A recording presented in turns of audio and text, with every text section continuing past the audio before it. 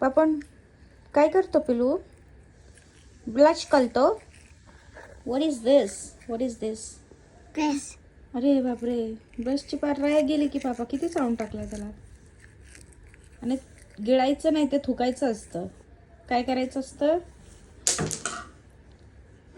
का फेकलं ते? अरे बघू दाखव. का फेकलं ते?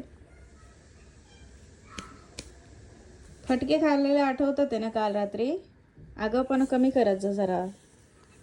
का परत खायचे फटके? ते बघ, फटके खायचेत. मारू?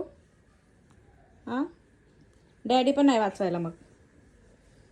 हां, नुसतं रागवलं तरी रडायला येतं. मग फटके खाल्लं की एवढा रडशील रे तू.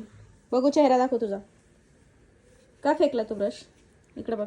का फेकला ब्रश? का फेकला ब्रश?